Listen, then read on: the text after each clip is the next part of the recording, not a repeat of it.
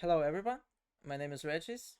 Today with me is Privacy, the Falcons analyst. And please, Privacy, introduce yourself for the people who's watching this and may not know who you are. My name, or I'm known as a Privacy. I'm Falcons Epic Team analyst. I was before with the Dark Zero when the team was with Zero Engine before we had our team and we became Falcons. As a real time work, I don't work in Epic's scene.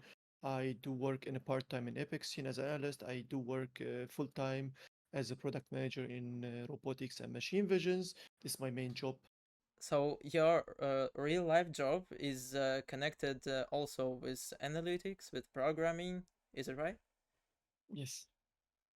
Yes. I am product manager, as I said. So I don't program as much as I was at the beginning because I have like a 15 years experience in this field.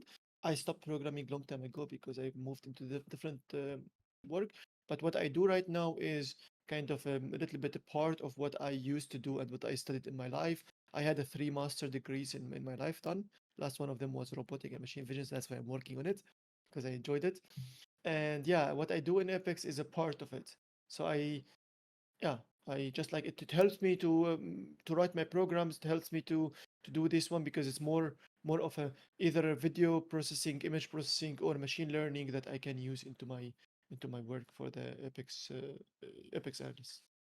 Okay, so while you was doing all of that, like for all those years, 15 years of experience, how come you became connected with the Apex Pro scene? Okay, I mean Apex. I mean I loved Apex since the first day. I am in a day, let's say zero player, casual player, like everybody. Played rank here and there. Not really the greatest player of the game, but I was following the comp scene since very long time ago. I would say the start, and I know quite a lot about, let's say, EMEA as well since the beginning. Then I started working a little bit about not about data about the game because I saw that nobody knows about the game data itself. That was 2 years, 2.5 years ago. I started digging into this console rates. If you saw and if you listened about this, the rate that the consoles had different rates. Even the past was crafters had a different rates, HUD zones, UAVs, and so on. In the past, there were different rates. There was no UAV at that time. It was only one beacon. So I got those information. I started posting on Twitter in the past for fun, and I got contacted if I want to work, and I said yes. Was it Zero who contacted you, and was Dark Zero your first team in general? So Dark Zero is my first team in general that I worked with. That was the first team I worked. Before that, I was helping a little bit of friends in the that really friends that are playing Challenger Circuit. I was playing Challenger Circuit myself for fun, and but I never worked with any team. And then suddenly PvP, if you know PvPX, which is named Yeah, now yeah, with yeah. Jemo, he contacted me because he was the coach of Dark Zero at that time, and before he contacted me to work with them, he asked me a few questions about the game because he saw what I was posting. We had a lot of talks, and at the end, he was like, "Okay." After like 3 4 weeks of talking here and there, and we like exchanged a little bit of knowledge, and then he just came to me and said, Dark Zero is searching for an analyst. Would you like to work with us?" And at the beginning, I said no, because I have a main job, as I told you. Like, I almost have no time to really work in something side by. And I thought analyst means full time, right? That's what it is. But in my case, it's not a full time. So I said no because I cannot do it. And then we really discussed a little bit. He told me, don't refuse. We discussed a little bit. I talked to Zero. I saw how smart he was. And then we figured out that I can work as a part-time job, which is an 8 hours a week in an epic scene, and I was like, fine. I work whenever I want. I deliver whatever I like. I should find the data myself. I should be creative in finding data that I need and just deliver them the data. And since then, we started working. I think a lot of people don't know what does the job of analyst consist of. So could you please tell us what Mm. your part-time routine, what your regular tasks, and in general, what are you doing for the team, for the Falcons? Okay. For my case, I would say I have to find my way myself to help the team in terms of a game data. if I have to figure out any game data that, there are a lot of stuff that RNGs in the game. Like, let's say, spawn rates of stuff, multiple things. You can talk about spawn rate from console into spawn rate in a single weapon. I can get all of this stuff about the game, and this is one part of my job. That's I do regularly. I do my type of checks. I don't do it manually, and that's why because I'm 8 hours. I don't do it manually. I have my scripts that I already built and wrote and codes all these years. And let's say from the beginning, because 8 hours needs, at the beginning, I spent a lot of more because I wanted to build this structure. Then I have it now. I get the game data. I go and I get, let's say, players' performance.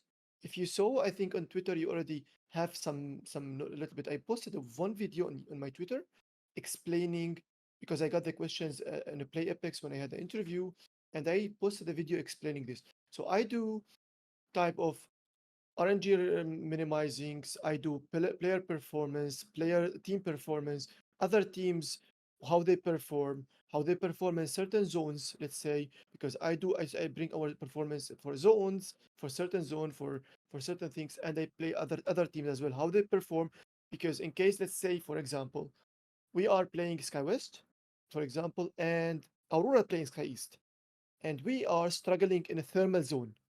Both of us has, let's say, a similar reason, similar prio. We struggle in example in thermal zone, but Aurora is really good in thermal zone because how do I do? I get who is the best in thermal zone. I see, okay, Aurora is one of the best, three best. How? You are one of the worst. Example. How should I do? What should I do? Then I go and study Aurora because I have all the rotations. I get the rotations of every single team. I have the rotations of every single team, and I study their rotations and improve. Try to be creative because they spend the time on improving on this one, and I get this information from them. That's type of work. I wrote some softwares that can help my team into understanding the game. Let's say there is a mini game in Apex Legends status that was I already wrote this code 2 years ago, and I have it on my websites and different stuff, not only the same mini game. I write some codes that can help my team understanding the game in general. If it's a mini game for the mini zones, whatever it is, there are so many other stuffs that I like interactions about the game. I go into the game itself, end zones, how algorithm of end zone works, how it changes, type of stuff that it should help the team improve and understand the game more. So in general, the work of analyst is the secret for the public, for the regular viewer of LGS or just Apex. He doesn't know anything about game data. He knows something that sees casually when he plays. For example, he remembers what the loot boxes are, what approximate zone it may be, and if this person is on Twitter, he may see some data that you're posting, or JMO posting, or Colgene posting, and on Colgene YouTube channel there were a couple of videos about it, and for me, it just opened my eyes on this situation when Colgene, I think Alex showed the loot paths and spawn rates of just the objects, and let's say it's the top of the iceberg of let's call it Apex knowledge. If we can take like three Yes. levels, what would be the second level and the third level? If the top of the iceberg is what we can see on Twitter and the most popular. And I don't think anybody will tell you what is the second and third level because that's a secret of them. But there are so many stuff, like for example, zones reading. So few people that they know how really to read zones. And teams like, let's say, Aurora doesn't care about zone because their play style is a completely different. They wait until third beacon and they take it. If they play even no console character, they wait until third beacon and fourth beacon, and then they go into the zone. But some teams they can tell you exactly, and some analysts and some things, and not a lot of them, they can tell you exactly, for example, where the zone is going with the millimeters. There are some small RNGs into it at the end zone, but there are something like this. I would say it's a second level. There is a third level that nobody will tell you about because it cannot be talked about. We have lands to win. So there is something, yeah, on the third There are level. That There are a lot of there only are pro teams know, and only those who has an analyst. Right. yes, and I don't think so. The analysts in the scene are not a lot of them are there. Like there are a few analysts that they really know about the game and they know what they are doing. Very few. And yeah, I would say some of them they know definitely what is happening there. I had the secrets in contests, what to do, Mm-hmm. and I think this is one of the things that I loved is contest structuring, and this is one of my sectors that I never spoke to anyone about. Yeah, So that's yeah. understandable. uh, okay, if we're talking about contests, right now, uh, like in general in World Apex, who's the one or two teams that you would not like to contest at LAN or online, just in games? Okay, so contest overall sucks. No matter Of how good course. you are, how good you are is in contest because after contest you will be like it's like kind of a changing your playstyle, right? You win the contest, fine, but after that it will just change your playstyle, it will just affect you. That's what. Why didn't we like, for example, contesting an old Aurora team when we had an Harvester? We win against them. We didn't have a problem in winning against them unless there was like a little bit of RNGs, especially Harvester itself has a lot of RNGs in it because Harvester is you get pumped going into the middle and so on, something like this. It's less of an information about the let's say contest. I go contesting Siphon for me is perfect. Contesting Sky West, contesting Sky East, something like this, I'm perfect on them because they are not no luck into that. Contesting a 50-50 in Harvesters, you have some small points you can improve in it, but like it sucks. But it's still RNGs. So contest in general sucks. I don't want it. I don't like it. But if you ask me who I think are one of the top teams in contest, right now, if I will think about it, it will be uh, not moist. I mean, from NA, I would say not moist is one of the top teams. SSG, one of the top teams in the contest, and I will say as well. Oh, that's a hard. The third, maybe Liquid. I Mm-hmm. think is even maybe Liquid. I would say yeah. There are a lot of good teams because they are individually good. Like LG is a really good individuals too. If you think about them, it's a Sykes, Funk, and Sweets. All of them are good. If you go again, even TSM, they replaced. Yes, they lost Hal for Zap. Zap off drop is one of the best. Zap off drop is really good. So like they still have a firepower as well. But I don't think I would be scared. I think this is the teams I would be worried about. Yeah, for contest in A. In EMEA, ooh, I don't know. It depends on online or offline. Offline at LAN, at LAN. No, Atlan. Okay. Oh my God. I just don't, I cannot really put in. I think Alliance, definitely. That's the team that I would be worried about. And that's because like Unlucky and the effect on of drop are disgusting. The second one will be that's a little bit tough. I think Alliance and there is no one else would be maybe NIP because NIP of a drop good. Like Zane is really good.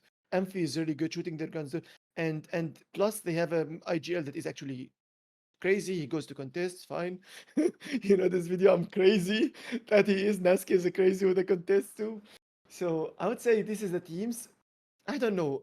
I think this is the only teams I would say. And finishing the topic about contests, maybe your advice for Challenger Circuit team or maybe Pro League team that struggles. Would you advise just not to contest and pick maybe shit POI, or contest for a good POI? What's your Okay, opinion on that? if you are a very new team that moved from Challenger Circuit to Pro League, I will study the lobby first well. I will see where are the good teams that they will never ever move out of their POI's landing. Avoid them. For example, I'm not going to contest Aurora in Climatizer or DMS in Climatizers because they will not leave. I will not go to contest Alliance in Thermal because they will not leave. And I'm talking about like not POI drafts. I'm talking about like old system where there is a contest. Mm-hmm. Uh, not going to the to Siphon to contest NIPs, but maybe if I would if Monument is a free and they're like an average team is taking it, then Monument is a very good POI. I will settle in Monument. Survey Epi is a very good POI. I'm gonna go to Survey Epi. I will avoid contesting good teams, and I will try to figure out a POI that it's a good.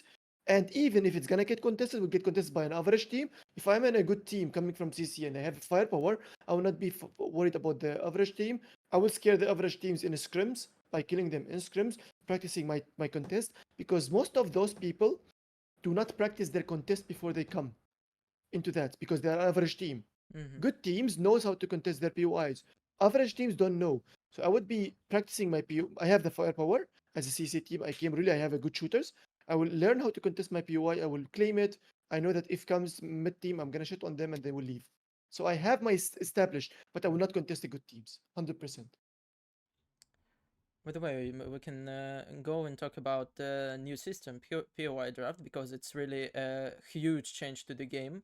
It's Sure. like changing the first half of the game, every game for sure, in Sure. competitive Apex. And first of all, what is your in general opinion? Is it good? Is it bad? Is it just something you have to adapt for? What do I you think? think I think the POI systems is good and bad at the same time.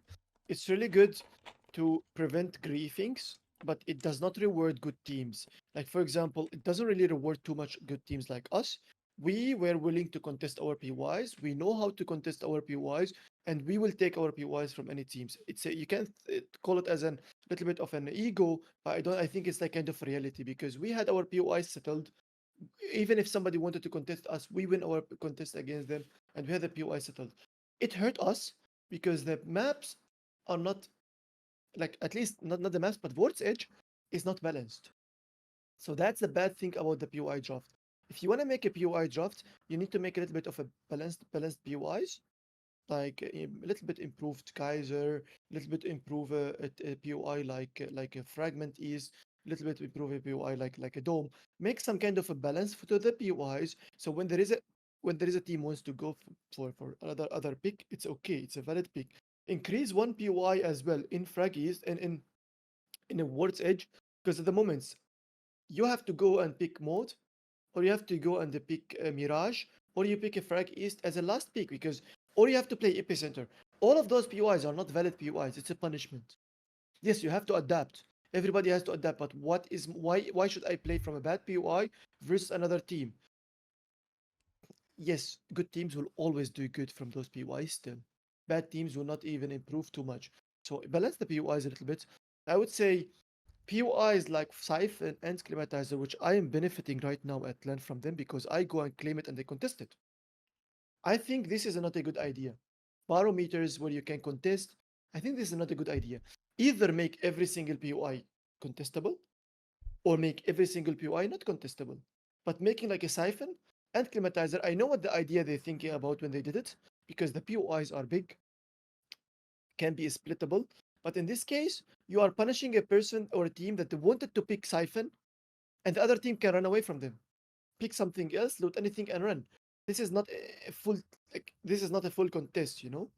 Yeah, now, Somehow, it's now not really a good idea, in my opinion.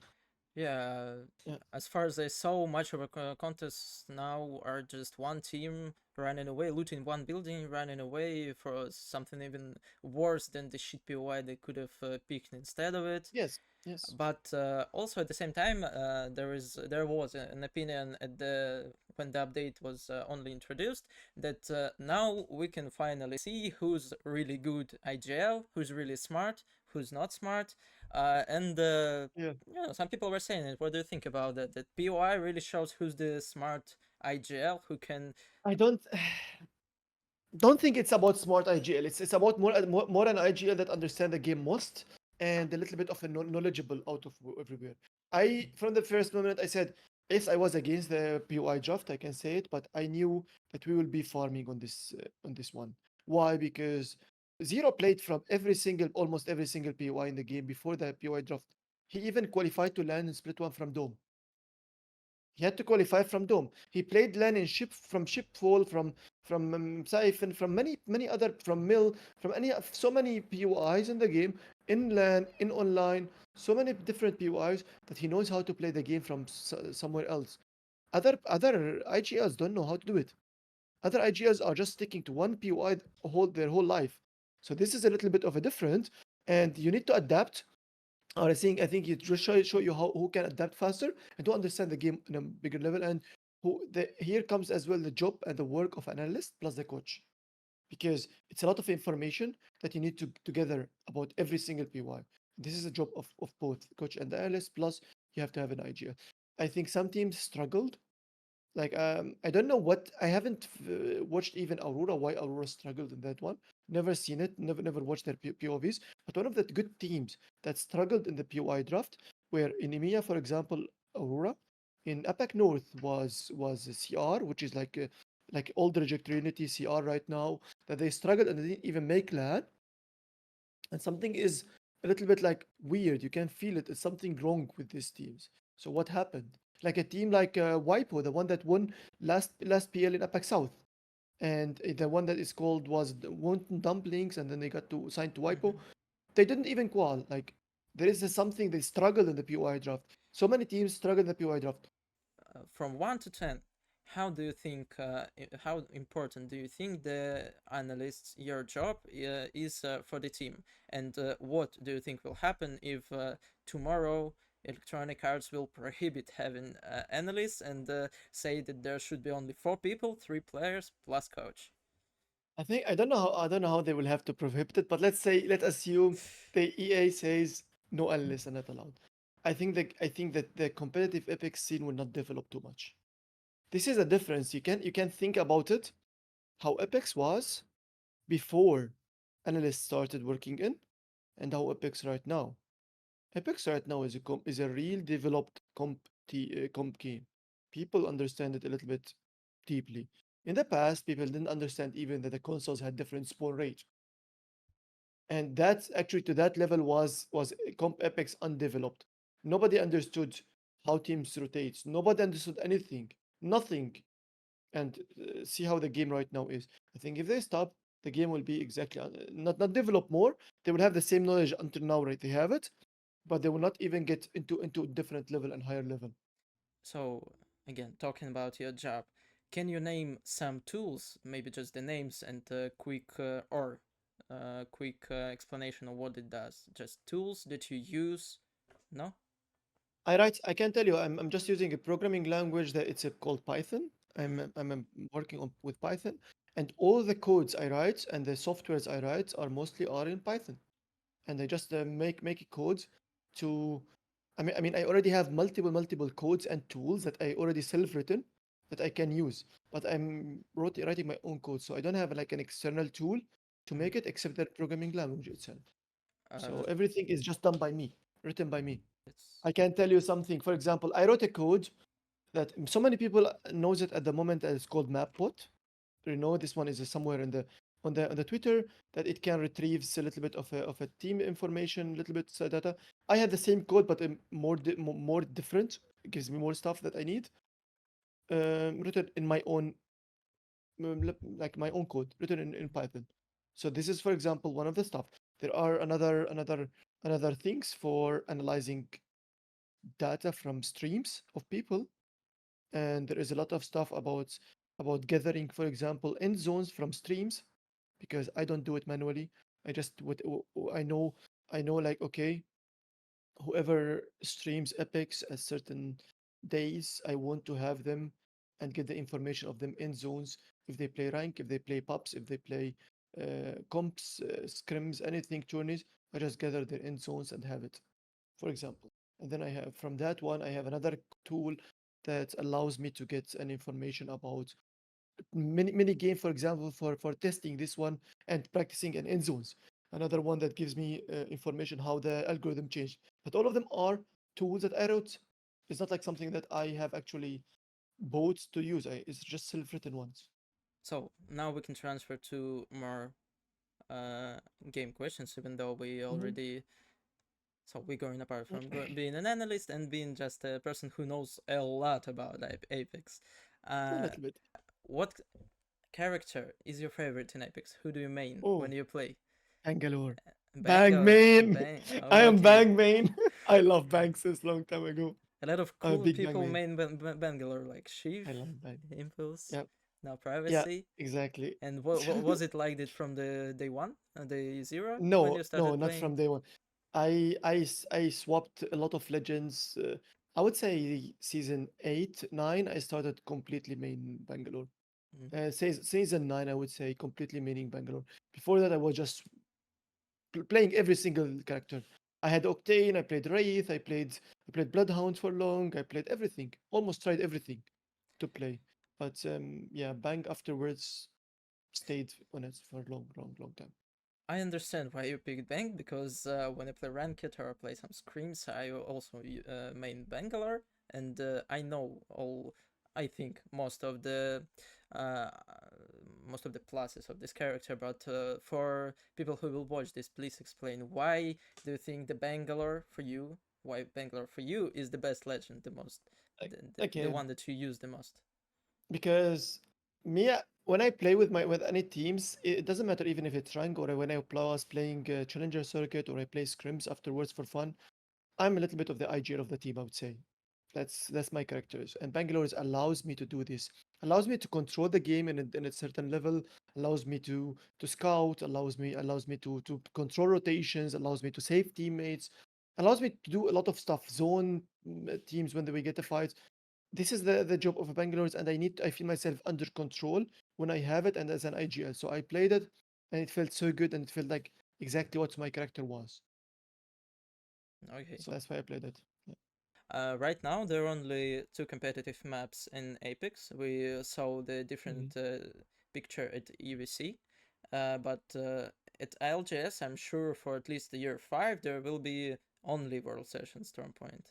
And what do you think are the best maps for competitive Apex and why? I think Stormpoint so far is the best competitive map. It has some kind of not good stuff in it, like kind of POIs, elevations, how high it is. For example, northeast of the map, Lightning Road and Suez Station, and this type of areas are really hard to play those zones if you are playing from south or the west side of the map. It's really hard to play those type of zones. So the terrain is not really perfect and balanced, but this is the type of a map that it's balanced, really balanced. At the beginning, I didn't even expect it. The first time I saw it, I didn't expect it to be that good. And playing it more, working on it more, I think this is really balanced map. Even the POIs themselves are. You can just count immediately 6, 7, 8 POIs immediately, really good. AC notes, lightning roads, mill, CETO, barometers. You can count so many POIs right now that they are so good. Mm-hmm. And then you cannot do the same launchpad. You cannot do the same on World's Edge. So this is a really good balanced POIs. Though I like it. Um, what else? I think this is the yeah so far. But I don't. You said year 5 will be World's Edge and Stormpoint. I think it might be 3 maps because I think District when they made it, I think they made it with the thinking that it is gonna come to comp. I'm not sure if they will because they wanted to make Olympus before, right? They tried to push Olympus into teams and then figured out that Olympus not good. I think they will try to push as well the E-District into the game and see how E-District is. And if it's a good, they will make it as well into the comp. I guess we might see. There's nothing sure because nobody knows. They themselves don't know. They want to get a feedback first from the pro players, I guess, the same as Olympus. But I think that we might see a push for the E-District into the game and and yeah, get the let's say the feedback if it's good or not. I think so far E-District is not ready. If you right now was responsible for adding the third map into competitive pool, from 4 maps that right now are not in it, which one would you choose to add to the comp pool? Okay, I think I cannot say about E-District because it's too early. I would say Olympus is not, definitely not. A no go. Broken Moon, when we played it on EWCE, it just like felt a little bit weird with the rotations, with the congestion that comes into the middle of the map. It just doesn't feel right as a map. And KC needs to be way bigger and needs a lot of a loot buff. So the same, the third map is as well not good. Unless they tomorrow make KC really big, they make the distances between the POIs big. So every POI is near each other, so you cannot really rotate even freely. Mm-hmm. You cannot do anything. So if they make the POI really bigger, They make distances bigger. They add more POIs. They get more loot because the loot in KC is so bad. Then might be KC good. This is a lot of rework. Every map has a little bit of a rework that can make it bit better. This is the one in a Broken Moon. They need to change the zip lines a little bit, Mm-hmm. figure out that the stuff that happens in the middle, maybe make a lot of a more different entrance points that they from POIs to POIs, so direct more the stuff away from each other in the rotations, so they don't hit with each other. That's a simple solutions. When they design the map, they redesign it. They add a mountain somewhere where the POI does not hit with the second POI when they are rotating into each other, but they rotate differently, whatever they want to rotate. This type of stuff comes into design. But if they do this one, then maybe Broken Moon.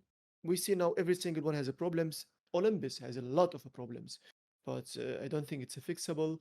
And E Districts, it feels good. Like I'm watching a lot of teams playing. It feels okay. It has a problem that it doesn't have enough PYs. It's just by design 17 PYs. Doesn't have enough PYs. So you need to have a more PYs into the map. And I have no idea how the checkpoints are like for entrances and chokes and so on. If they if they maybe make it a little bit easier that you don't really need to require verticality into the game as well, like a lot of buildings and so on with no verticalities. They need to add maybe more jump pads, more. They need to add more zip lines somehow, so you are not forced to play Valkyrie. Are not forced to play. You can just make actually jump towers that they are the same as a jump pads, but Mm-hmm. they take longer.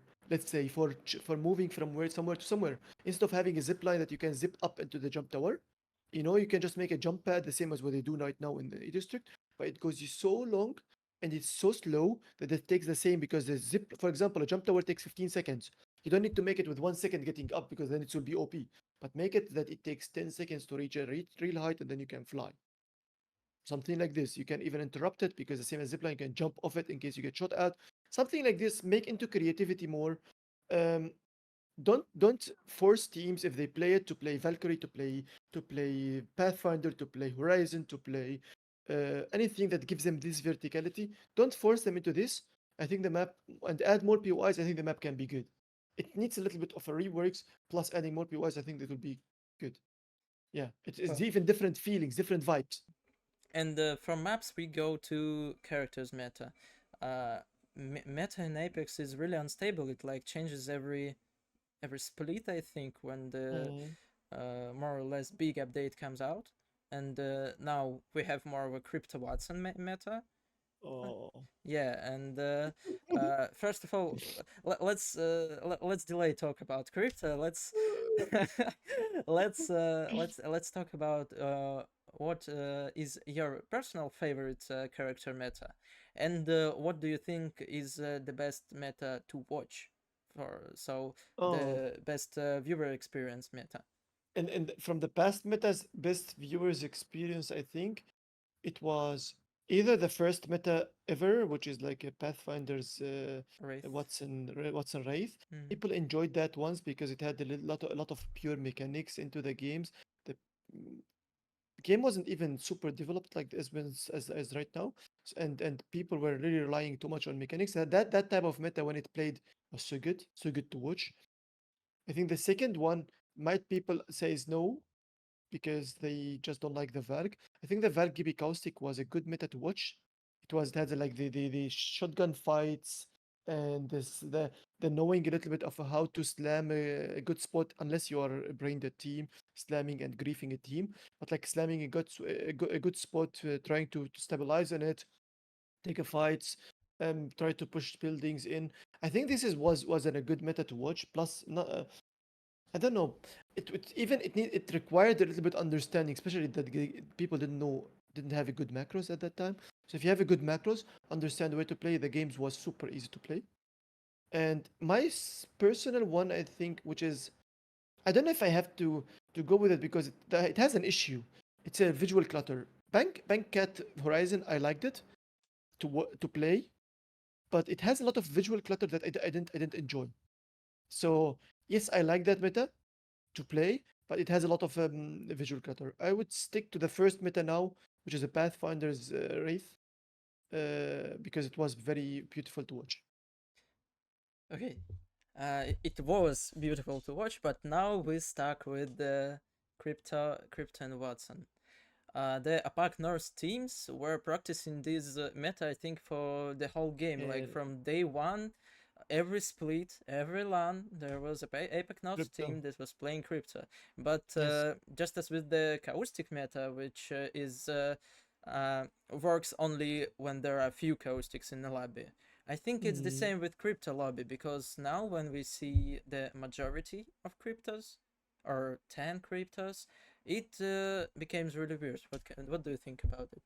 I think just the with the changes they added to the game, they made it a must. What they did, they first of all they buffed Watson in a to good level.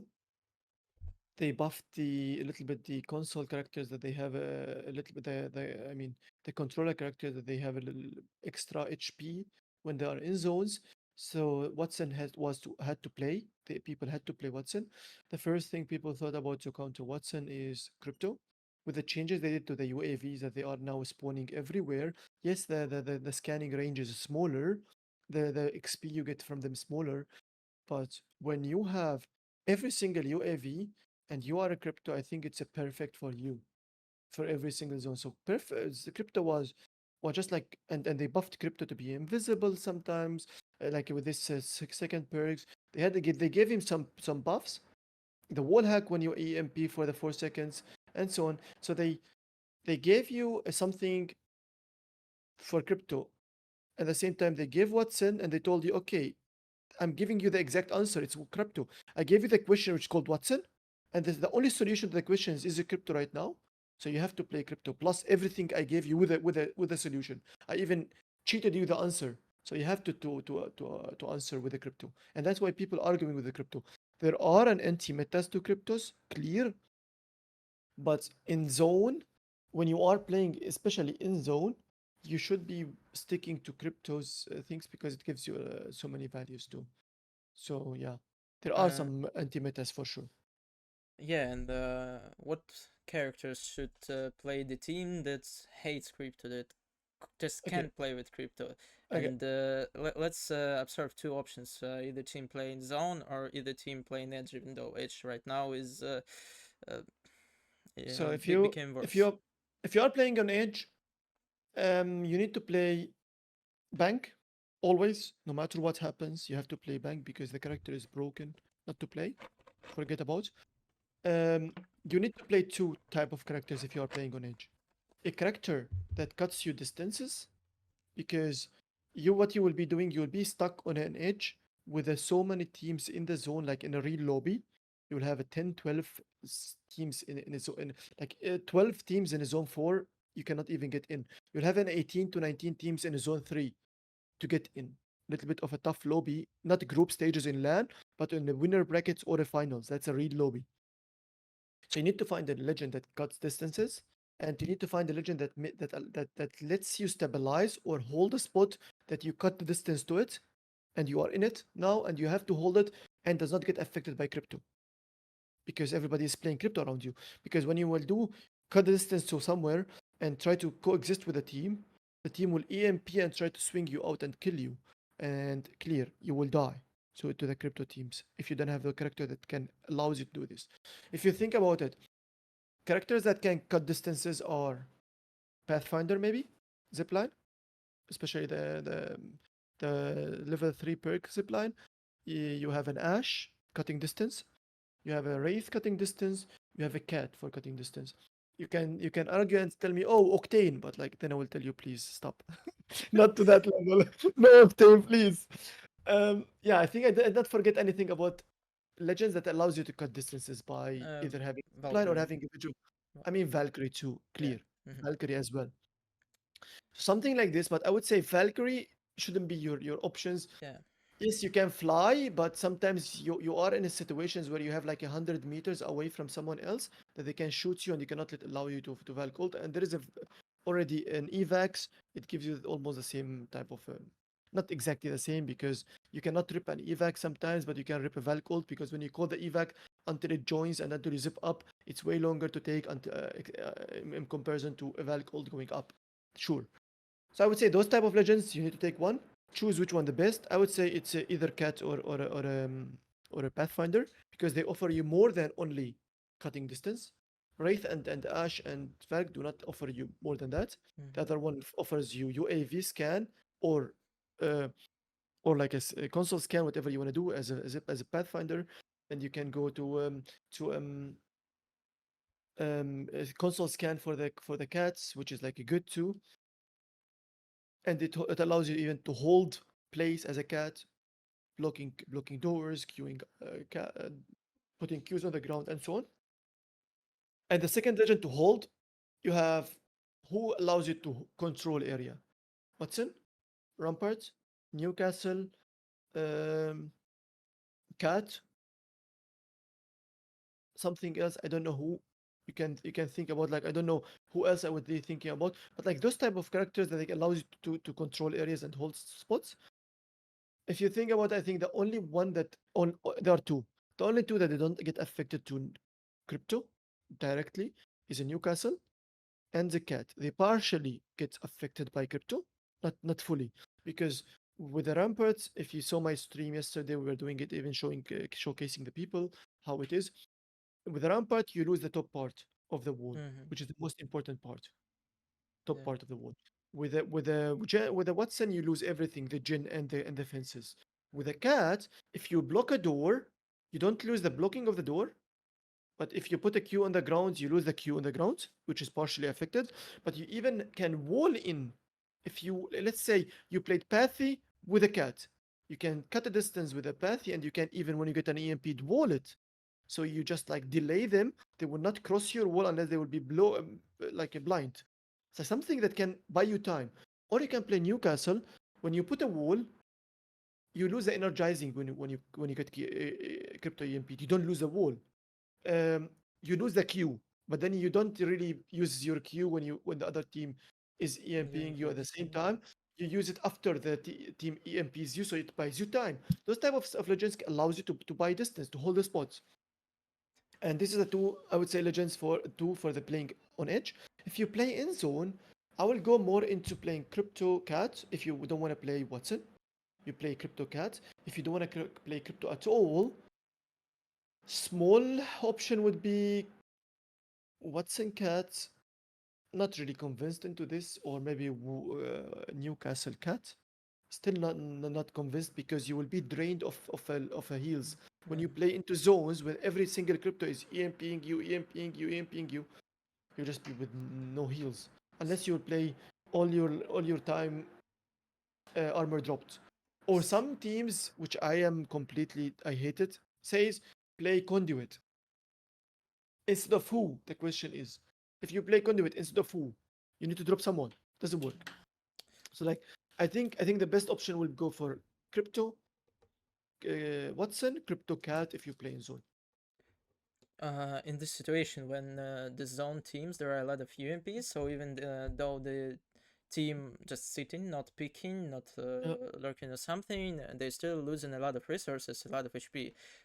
Do you see, like in the closest future, the return of Loba to the competitive? Because no. No, Loba will never come to competitive unless a team is really bad at the game. Because Loba doesn't right now does not offer you more than heals and sorry loot. Yes, the bins are broken. Yes, people says the bins that they come resetted Mm-hmm. in a zone 2 are broken. Yeah, and And that's all. you don't need the shop. If it only offers you loot, you cannot you can even, what you can do, you can play a spot that has bins. When it get resets, you get a reset. And most of the spots has 2 or 3 bins. Loba doesn't offer you more than two items. Like, it doesn't offer you too much, right? Like, and the other teams are playing near those bins, so you can play yourself a spot with the 2 bins or 3 bins and get resetted. Fine. You get heals by playing Watson. Why would you play Loba? Watson offers you more than only a shop. Offers you a gen that can blocks nades, blocks ults, and so on. It can offers you fences. It can offers you slamming a spot and putting a gen on the grounds after getting EMP'd and play it. So many other legends that they can offer you more. Why would you go Loba? Definitely no. it's a no way. Okay, I think that's all about the characters and the last part of the game, the guns. What guns would you advise maybe to your if your player weren't that good? Uh, what guns would you advise to use as maybe four options, or I mean two options for the main gun, two options for the second gun? Mm. So I would say right now it's a shotgun meta. I would say it's really good. They buffed every single shotgun way really good. The Mozam Akimbo seems and looks so disgusting. Good. Mastiff is so good, and Eva is good. Mhm. So PK is worse. PK is like worse than them, Yeah. worse than those three. So you definitely don't go for PK over those. Those three options, I would say Mozam Akimbo, Mastiff, and Eva shotgun. And if you go to other weapons that is an AR, definitely I'm not talking about the care package weapons because care package Mhm. weapons is a clear care package weapon. Um, if you go for other ones, I would say still Havoc, incredible. Nemesis as your because you need to play something for a close and something for the mid range. So you will go for Nemesis and Hemlock, the only two I would say, even though after the nerf of Hemlock still fine, competitive wise. Scout, one of those three. Then you can go for shotguns on the close range. And if you don't want to play shotguns, you can go and play Havoc if you enjoy Havoc more. So I would say this is the only weapons right now that they feel good and feel right. So the situation we're in now is that the SMGs are practically dead, right? Sure.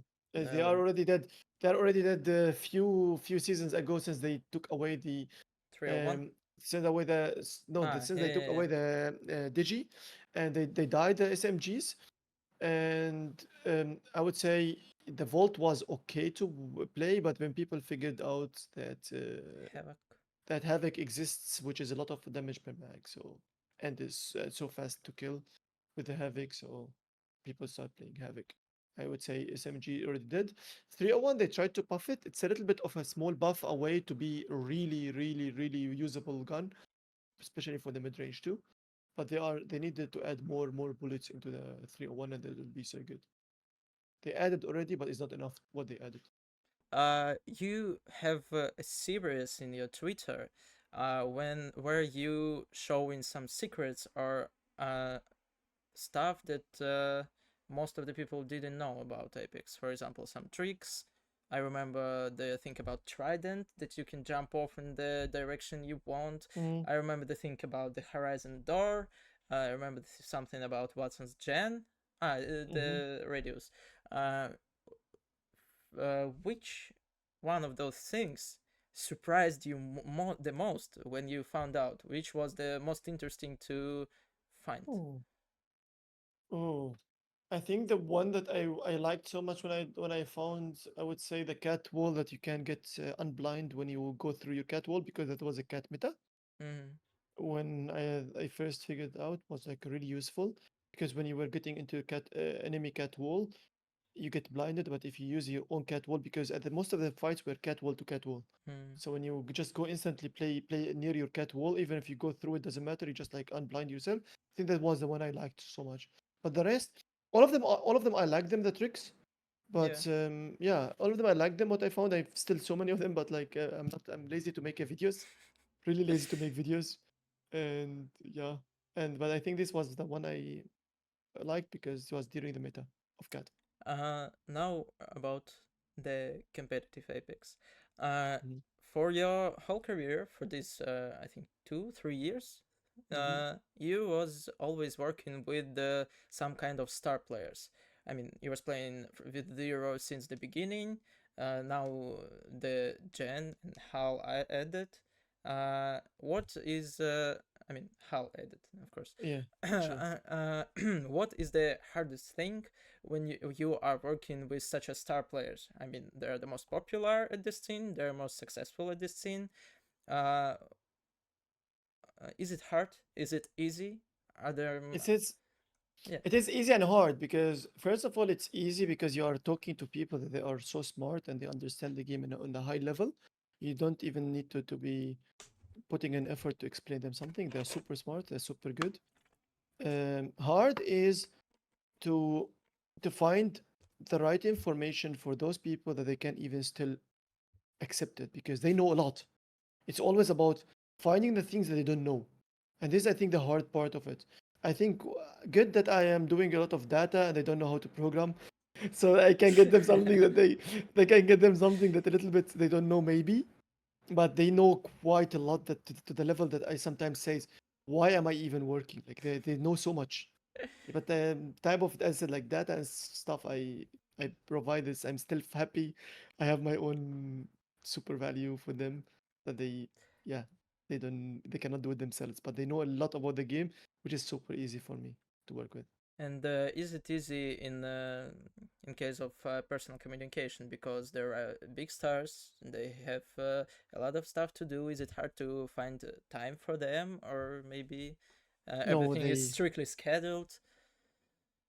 How does it so work? they yes they are like a big names and they are a really famous people, but they are they are I don't know. People would say I don't find this one that they are really super famous and so on because we are teammates and all my interactions with them was perfect. I mean, I will consider Zero like I'm a close person. I like him so much, so I would never had this interaction with that. Oh, they are famous. Like that.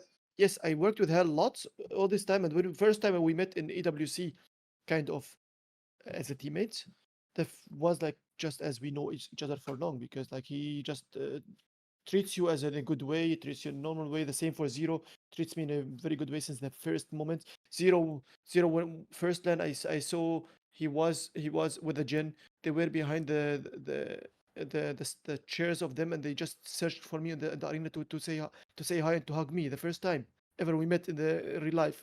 We're working with each other. This is the things I'm getting with them. They are yes famous, but they are I would say humble as well, especially with the people they know. They are really good people. Good people. They are yeah. Uh, Objectively, now you are working with like the strongest players in Apex. Mm. But if your current roster didn't exist and there was no such players to work with, Ooh. who is your dream roster? Who are those three people? They're not necessarily play in the same team right now, but you can make this team by pieces. But who? Hmm. What is this roster? Who are these people? Who's the coach? Okay. I think what I said already before, if Zero stops working on Apex Legends or play on it, I will not work on the game. But let's say I will never be working with another team because I don't want. But let me answer theoretically if they don't, and I will still play work. Um, I think right now the thing is, I think Zanio plus Koi are really an amazing duo. Plus they are working together so good. Zanio plus Koi is incredible. And the third one, if I will add to them, I'm going all of them in A. I'm sorry, but let's say in A. In A. Zanio plus Koi, and if Waltzy improves himself in a high level As an that he IGL. can be as an IGL because now he's already learning an IGLing and he's a good in IGLing. He has such a firepower. He's in my opinion one top three controllers in the world. So if I add a Waltzy and he already improved in an IGLing and to us, I think they will never lose a 3v3s to any single team in the world. I'm assuming like I said like no Falcons, no the full Yeah, roster yeah. of Falcons out. So I will go with this three. And as a coach, so my own teammate is not there. Let's say my coach ZZ is not there as well because theoretically he Yeah, and the yeah, yeah. full Yeah. Falcons are out. Oh, it's really hard. I like a lot of coaches and but I cannot evaluate how good the coaches are. You know, Yeah. I think You because can base on personal relations yeah, but in this exactly. case. I think knowledge wise, like Raven has a lot of knowledge, but I don't know how he will be mixing with a team because I don't know how the personality of Waltzy plus Zanio and Koi if they will be fitting the personality of Ravens because how he coaches is a little bit different, I would say. But I will get them either Don, which is the NIP coach, or Kyle, which is the coach of Waltzy himself. So Yeah, yeah. Kyle is not named Drauger. Ah, So it's either I okay. will get the coach of a Zanio plus right now, the moment Zanio plus Koi because he's coaching them right now, or I will get the coach of a Waltzy and add him to the team and make the team work together. So I will get either this, either Kudon or Kyle for that team. There are so Okay, many okay. good coaches around.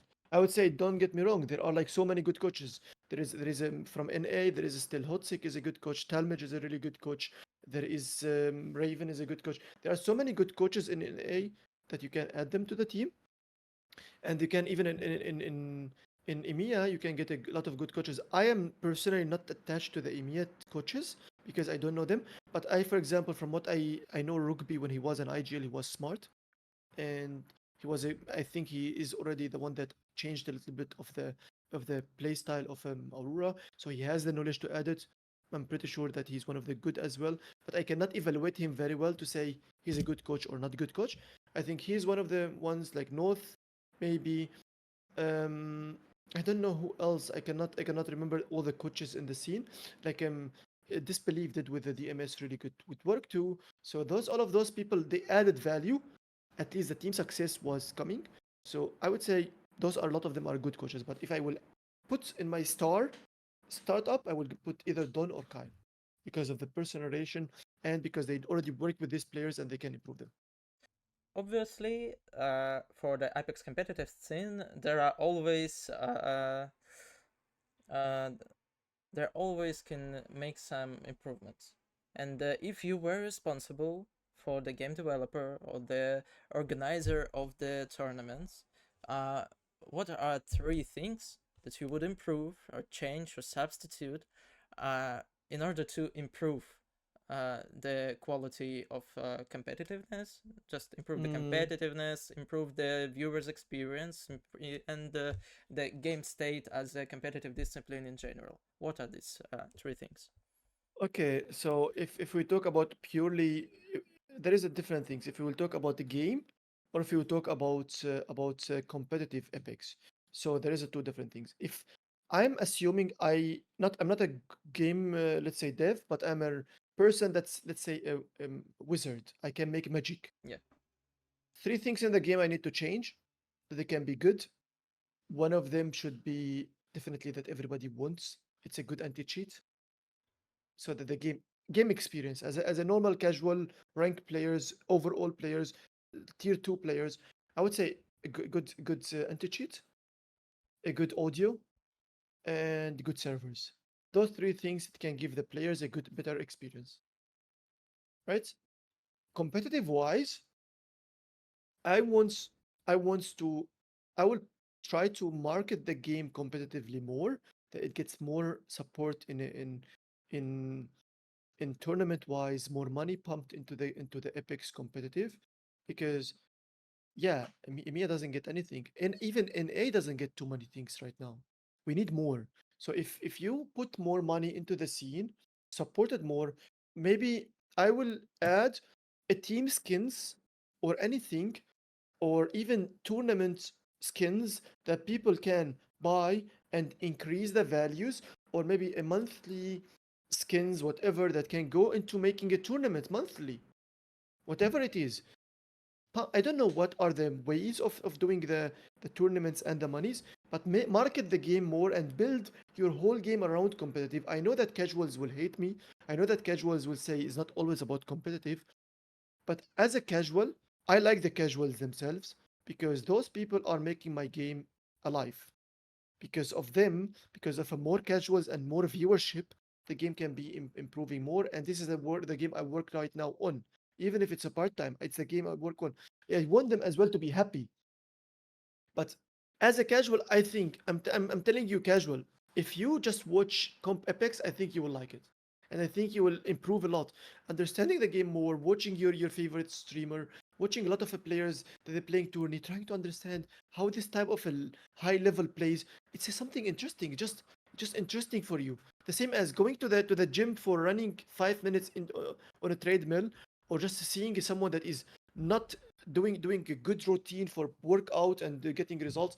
You might you might be just say, oh, I don't care, I want to run my 5 minutes. But watch, do a little bit of stuff, even casually, do a little bit of a workout, it might help you. Who knows? It's a bad example, I would say, really bad example, but like really try to think about it and building the game around competitive. Competitive is important. So make a skins, make a more team names, make in-game leaderboard for rank. Why don't you make an in-game leaderboard for everybody? I played in the past. I played PUBG, one of the games in fun, a really really long time ago. PUBG Mobile. It's a mobile, and then it has an in-game leaderboard. In a mobile game that was, I think, 7 years ago played. It has an in-game leaderboard per region. Why don't we have it? What is wrong? I don't know if there is a reason for this. It might be. I'm not really informed into that. But I would get something like this. So many information. Inform the people about the game. Do this type of stuff for a competitive. I think it's really obvious moves to add the cosmetics connected with the pro teams, and just to increase the prize pools, increase the interest among casual players.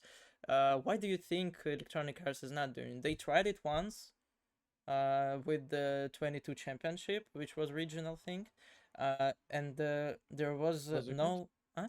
Oh, 21, It was very good. 21 championship, yeah. Yeah. But yeah, and it was good, and I still see people using those frames with Navi, with Cloud9, with I Yeah. think, and there was nothing till then from Yeah. them. Why do you think it is? Why Internal Electronic decision. Arts internal Internal decision? decision. Internal decision. I have no idea why wouldn't they do. I don't think somebody can tell you what the reason is. I haven't even asked around. I think this is one of the topics I should be chatting with someone from EA when I'm at LAN. If we And get yeah, you to can ask get Shahin about it I don't know. anytime. I will see who I think will chat around it to get this answer because it's Mhm. actually interesting. Why didn't they do it? I never asked myself this question. Never discussed with people. Yeah, I So just was wondering because like in every game, like in COD, they have it. Fortnite have it. Even PUBG have it, I think, has it. But nothing in Apex. And yeah, it is interesting. I don't know why, and I cannot answer it. But yeah, it was a good idea. They should have just made it. uh, Falcons did really good in EWC. Uh, you guys placed second in finals. Mhm. It was the long finals. You were the first team at match point. I think. Yeah, But you didn't win it. You didn't win the game that was needed in order to win the yeah. main prize. Uh, in your opinion, what is the reason that Zero, who's the genius of Matchpoint, who's always closed his games when he's on Matchpoint, you know, like the next 1, 2 games, it's over for everyone. Zero will win. Dark Zero, Yeah, Falcons, they will win. yeah. What went wrong this time? Why I, this time there was 6 or 7 games without I a win? I would say unlucky. I think if you talk about zero level, I think zero really did really great job in that into that tourney.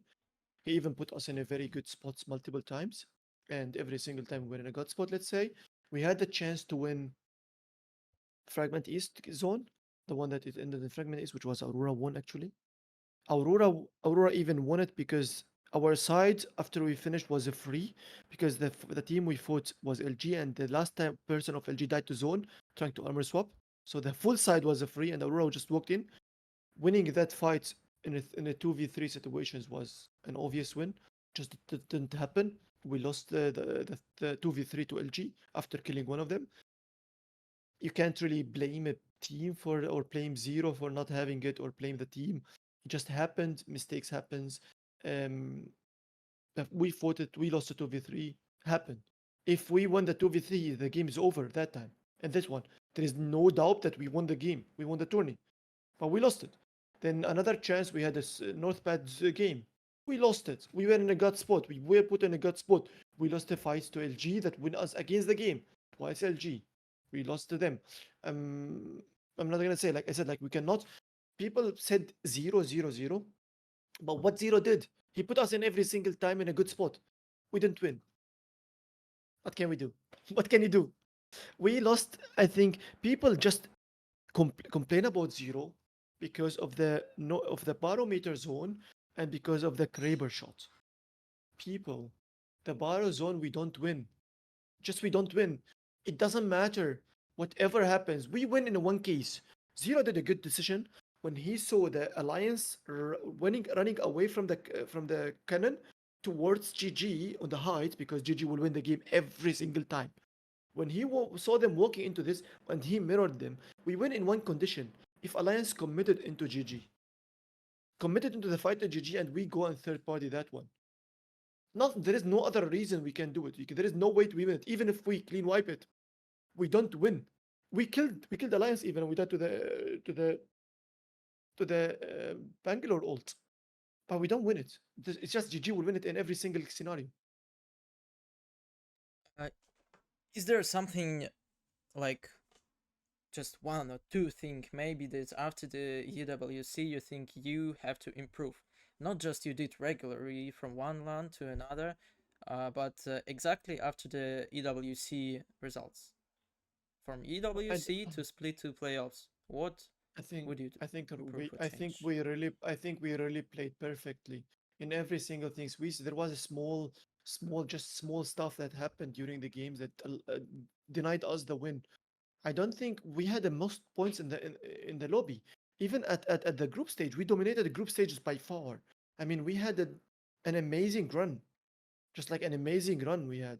We had three wins in the group stages with the two top two as well after each other. Could have even got broke a record of wins in one streak. We played perfectly in the group stage. We played as well very good in uh, in the finals. But 13 games, we should have closed it already earlier. We were unlucky. I think that I cannot change anything. What we need to work on now, coming into split two, is this meta. Work into this meta and try to be the best into this meta. That's all. Okay. And now the last part, the last topic, we're gonna talk Mm. about the tier two Apex, because Oh I my know god. that you are really involved with it, both North America, EMEA, uh, Challenger Circuit is like the place where you grow the talent, where you Yeah, find guys, help them, advise them, and then we see them succeed, yeah, their yeah. success. For example, now Remix is signed, then Cinetic and Arctic are under phase, and I'm sure I Vida. saw this father tree, but I'm sure there are a lot more players that So are many. that you are inspiring and helping. Yeah, Uh, can you name, or maybe just let's talk about it? Why do you like Challenger Circuit so much? Why do you spend your um, time for this? Why you look for these guys, help them? How does it happen? because this is the place where I actually myself played. So this is I was playing Challenger Circuit when it was really hard, when the Russian teams were playing there, and we had a lot of strong teams from Russia. There was like, I think Challenger Circuit was way harder than now because you had like 6 to 7 good Russian teams that they play in the Challenger Circuits, and they all of them are in the finals materials too for Challenger Circuit. So I was like playing there at that time. I enjoyed it. I saw how many good players are around and how great players are actually there. And I started mixing with them even after being with the Dark Zero and so on. After I stopped playing and I started only working as an analyst, I started mixing with them, the new players, the incoming players. I saw how many talents they are there. I started like talking to them, helping them if they have questions. I answers if they have wants a knowledge about the game. I try to explain stuff and so on. So I liked and saw how many talented people are. And look, Senatic now is in phase, and he's one of the best IGLs in the game too. Yes, he needs time to be called one of the best, but like he's an EMEA one of the best. EXO, they have a Fuda, which is let's say we call it my son because he's so talented.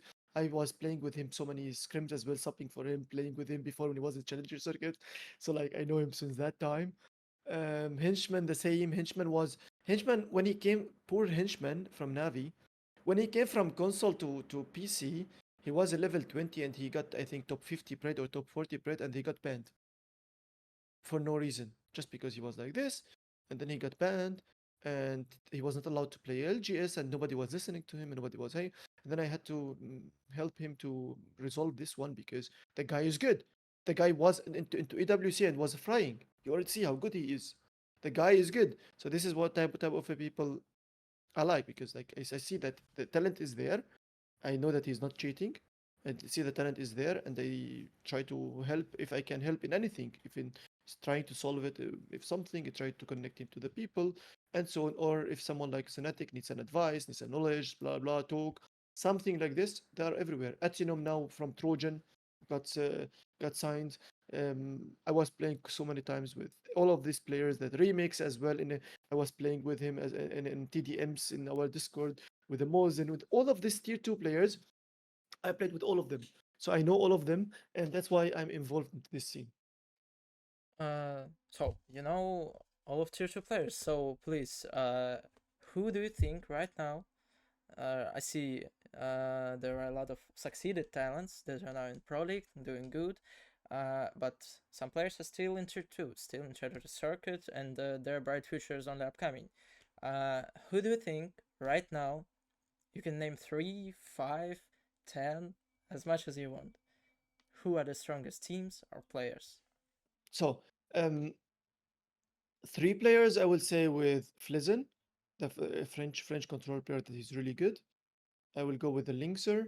He is a Finnish MNK from Finland, a good MNK player, and an ex Overwatch pro.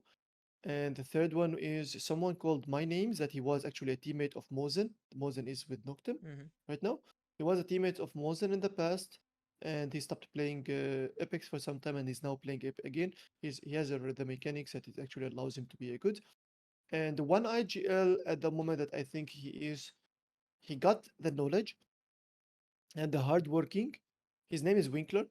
He is a German, and he is tier two player right now, still playing Challenger Circuit. He is a good. He's improving, and he is always working on himself. I think that could be a next Winkler could be a next Synetic with a time and or Ati, very with the time coming. I don't know how long it will take, but he works so hard that he wants to succeed. And the other 3 are and a good mechanics players, mechanically gifted players. And the team? So. And the team, I would say Golem is the strongest team right now, which is the French team that won already three CCs. They missed one of the CCs. They didn't win it. They won 3 out of 4. So they are the best team right now, yeah, And from CC. as the last question, for for the player who only starts going into competitive Apex, he has no experience, he only play rank on high level. What would be your best advice? Because if he wants to succeed in Apex I would competitive, say, yeah, if you want to succeed and you are, let's say, you said he's good in high level or rank or not, like he's good. yes. So first of all, get a 2 good teammates with you to play with you. Go and start playing challenger circuits.